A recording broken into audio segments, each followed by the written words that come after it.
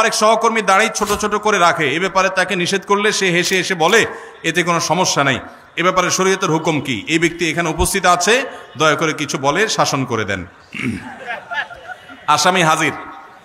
ভাইরা আমার, দাড়ি লম্বা করা এটা নবী সাল্লাল্লাহু আলাইহি ওয়াসাল্লামের নির্দেশ। তিনি বলেছেন আফুল্লুহা আরখুল্লুহা, তোমরা দাড়িকে ছেড়ে দাও। দাড়িকে ছেড়ে দিতে বলেছেন, লম্বা করতে বলেছেন। সাহাবীদের মধ্যে এক মুষ্টির পরে, বুখারীর হাদিসে এক মুষ্টির পরে অতিরিক্ত অংশ কাটার বিষয়টা সাব্যস্ত আছে। এর আগে এক মুষ্টির আগে সাহাবীদের কারোর কাছ থেকে, নবী সাল্লাল্লাহু আলাইহি ওয়াসাল্লাম থেকে কোনো হাদিসে দাড়ি কাটা ছাটার কোনো প্রমাণ নাই।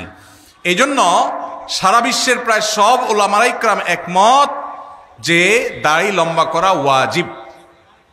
কিছু ইখতিলাফ আছে, আরবের কিছু আলেমদের ভিন্ন মত আছে। বেশিরভাগ আলেমদের মতে হলো দাড়ি লম্বা করা কি ওয়াজিব। ইজিপশিয়ান কিছু আলেমদের ভিন্ন মত আছে, আরো কিছু আলেমদের ভিন্ন মত আছে। বাকি মেজরিটি আলেমদের মত হলো ওয়াজিব।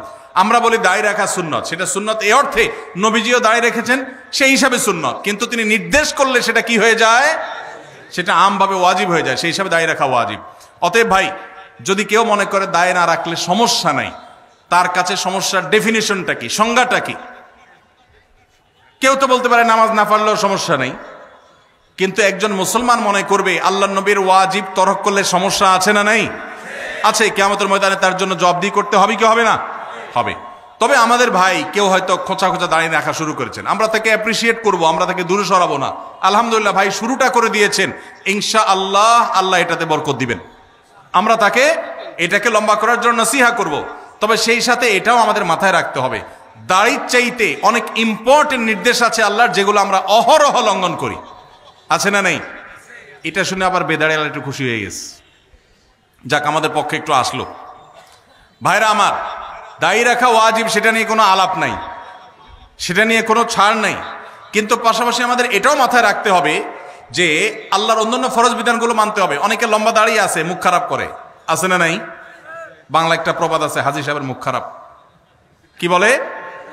হাজী সাহেবের মুখ খারাপ। এই লম্বা দাড়ি নিয়ে মুখ খারাপ করে কি করে না? এই লম্বা দাড়ি নিয়ে দোকানদার দেশি মশারি আর ইন্ডিয়ান মশারি মিশায় দেশি মশারি তেল বলে বিক্রি করে কি করে না?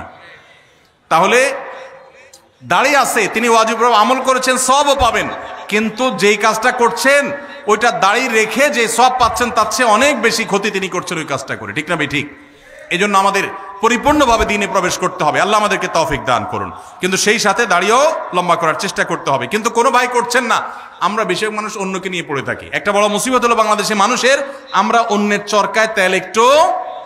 আমাকে আল্লাহ দাড়ি রাখার তৌফিক দিয়েছে, আলহামদুলিল্লাহ। আমি এখন চিন্তা করবো আমার আখলাকটা ঠিক হয়েছে কিনা, আমি বউরে বাসায় গালি দিই কিনা, আমি কর্মচারীদের সাথে চালের মতো ব্যবহার করি কিনা, আমি দেখবো আমার বাকি আর কোথায় ল্যাকিংস আছে সেটা আমি দূর করব।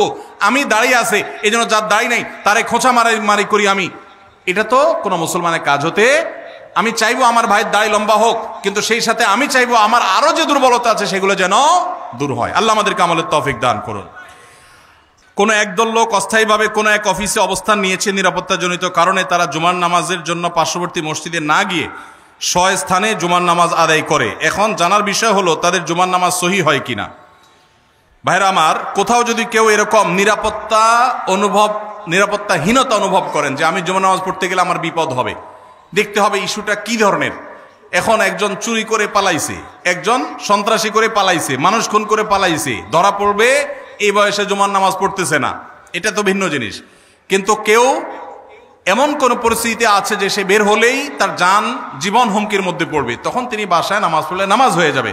আর জুমার নামাজ যদি তিনি জামাতের সাথে কোনো বাসায় পড়েন, তো জুমার নামাজ কোনো ভাষায় করার জন্য শরীয়তে অনেক শর্ত আছে, সেই শর্তগুলো না পাওয়া গেলে দু চারজন মিলে জুমার নামাজ শুরু করে দিলে নামাজ হয়ে যাবে, এত সোজা না।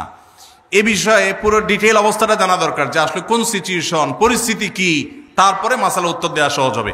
আমি এখন যদি বলি তাহলে সেক্ষেত্রে সেটা অপূর্ণ থাকবে। এই জন্য এই মাসআলাটাও কোনো দক্ষ বিদগ্ধ আলেমের সাথে দেখা করে বা ফোনে যোগাযোগ করে ডিটেইল বলে তারপর উত্তর নেবেন। এটা আমি স্কিপ করলাম, উত্তর দিলাম না।